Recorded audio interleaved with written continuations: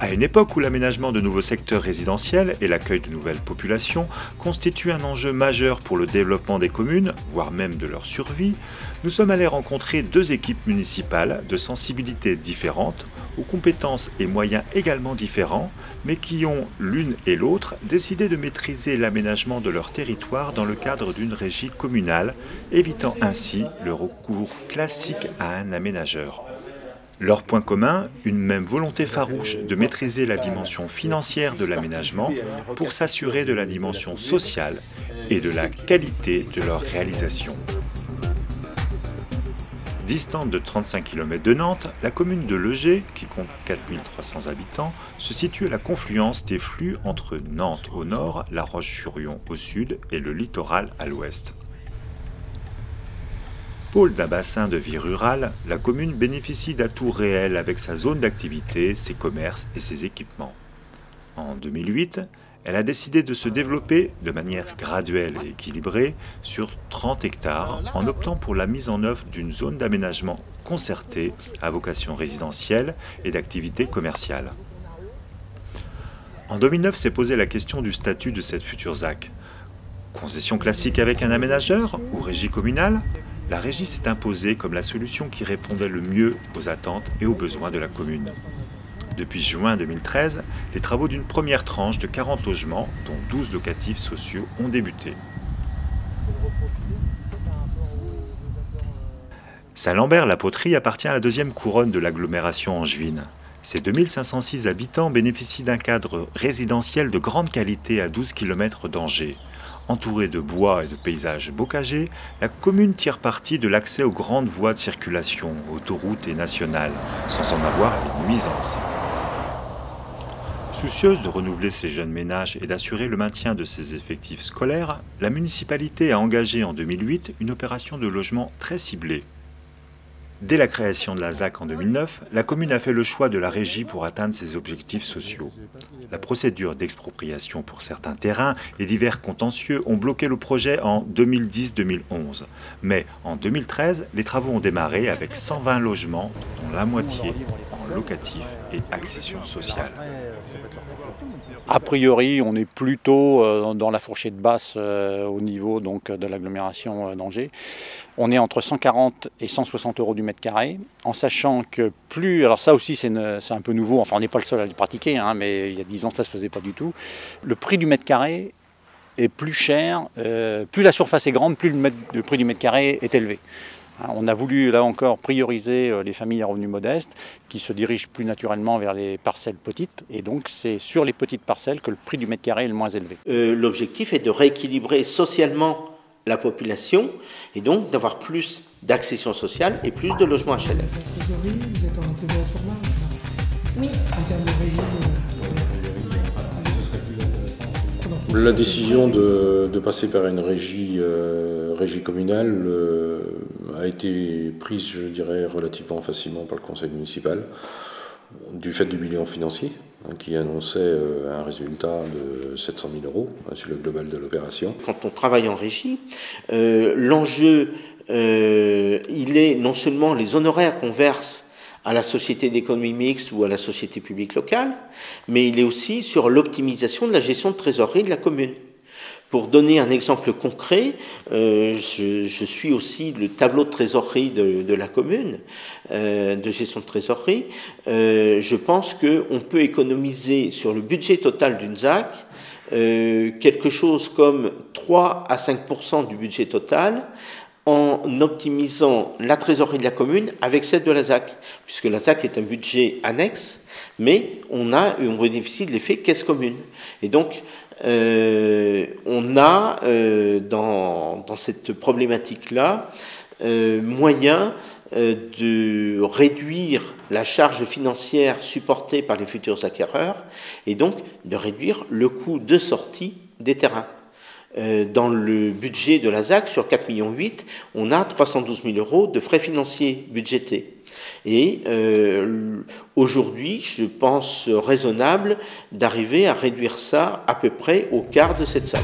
Soit ça permet de faire un projet, je je mets des guillemets, plus beau, soit ça permet de faire un projet moins cher. Il faut placer le curseur entre les deux.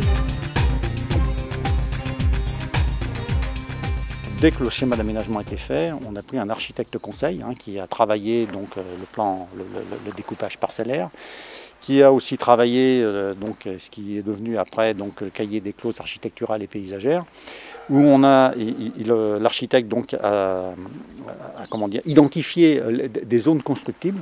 Donc sur chaque parcelle, il y a un polygone, ce qui est appelé un polygone d'implantation. Donc chaque maison doit s'implanter dans ce polygone d'implantation. Et l'architecte conseil doit donner un visa avant le permis de construire.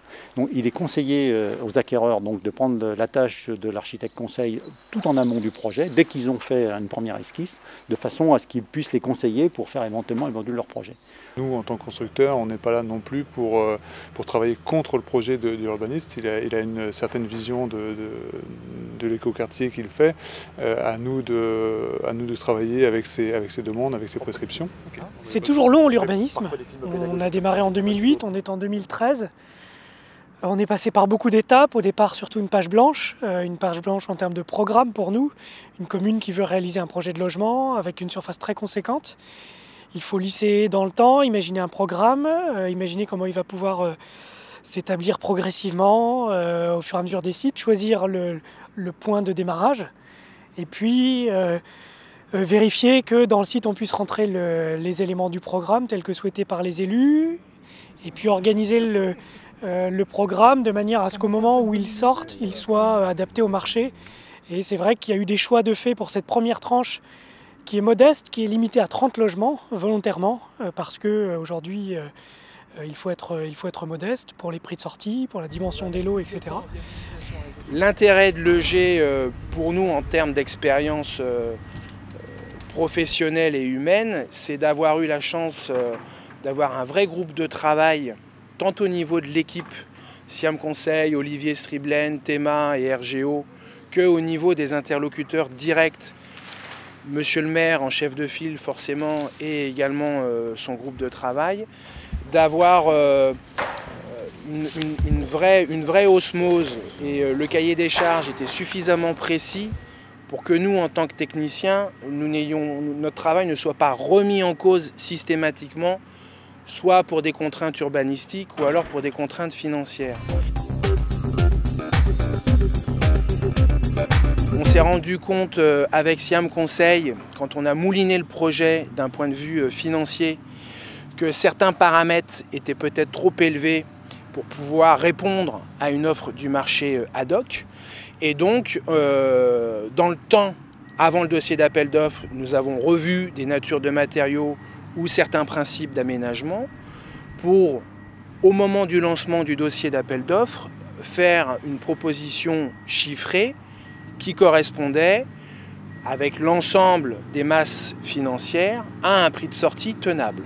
C'est, je dirais, un travail commun, élus et géomètres, et notamment dans les gestions des entreprises, dans le planning à respecter, les travaux à affiner, parce que malgré un cahier des charges très précis et autres, il y a toujours des choses qui n'apparaissent pas dedans.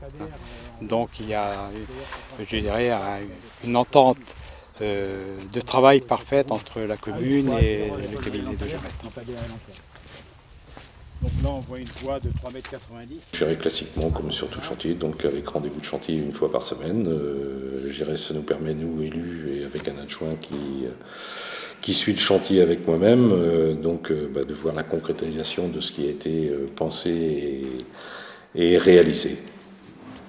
Donc je dirais aucune difficulté concernant le suivi ou la maîtrise du chantier.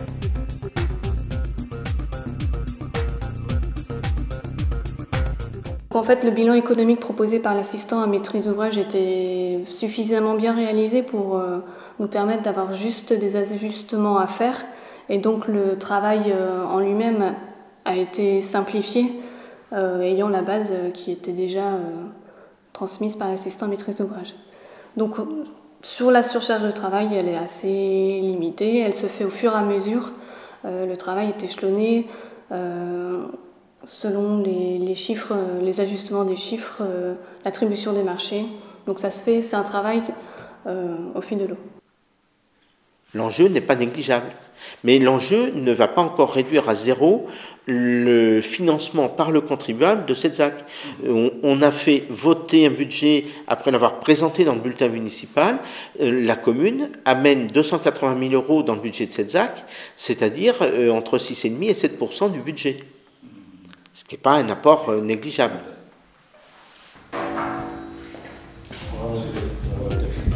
Notre rôle en tant qu'assistant à maîtrise d'ouvrage a consisté à accompagner la collectivité tout au long de l'élaboration de son projet, donc au cours des 3 grandes étapes.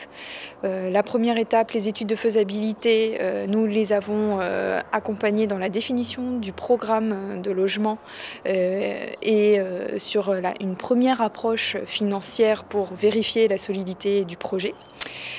Parallèlement à cette première étape très politique, ils ont souhaité très tôt s'engager dans une démarche d'approche environnementale de l'urbanisme.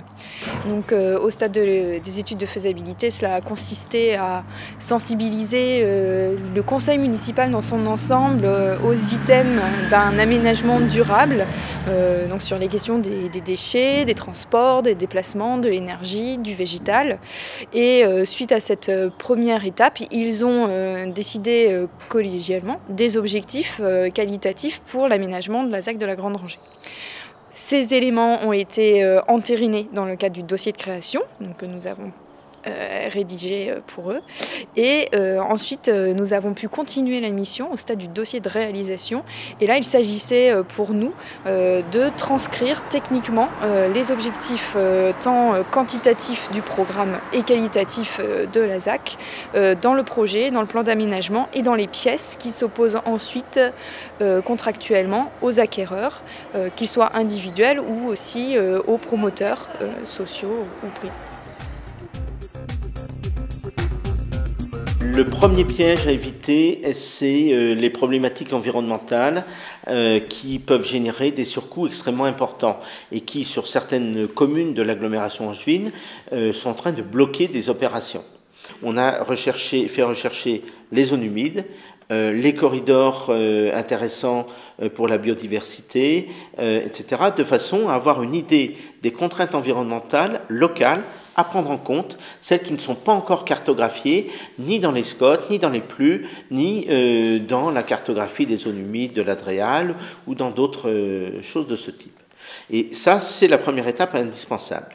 Ensuite, la deuxième étape, je pense qu'il faut mettre simultanément autour de la table une équipe pluridisciplinaire, un peu comme on avait fait pour la ZAC de la Grande Rangée, mais peut-être en mettant sur la même ligne de départ à la fois l'assistant en maîtrise d'ouvrage, l'architecte urbaniste de la ZAC et les concepteurs pour que tout le monde travaille et les mêmes informations en même temps et qu'on n'ait personne à qui faire rattraper 6 mois d'études faites avant.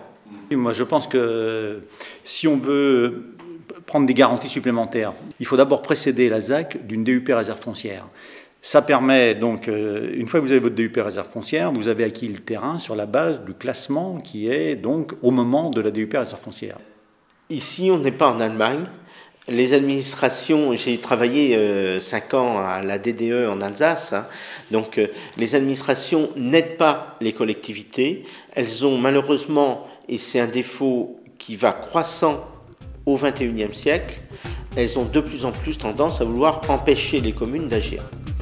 Elles ont tendance à vouloir ouvrir de très vastes parapluies et à se signaler par « vous ne pouvez pas faire ci, vous ne pouvez pas faire ça », mais pas par « on pourrait vous suggérer telle ou telle solution ».